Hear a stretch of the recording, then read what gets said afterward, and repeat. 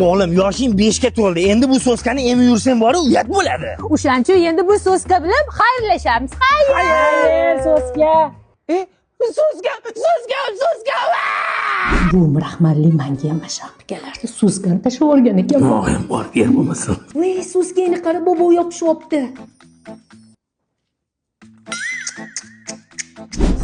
Ana endi точно so'ska demaydi.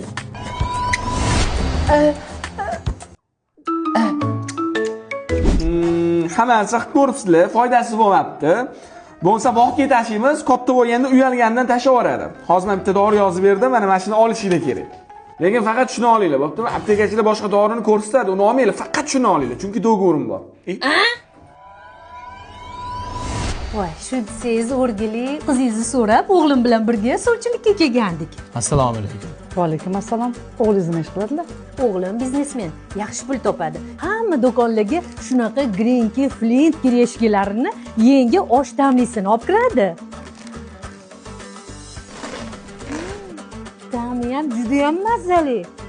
Faqat necha yildan beri kurashib yurgan bitta kamchiligi bor. Voy o'li, narkomanmi?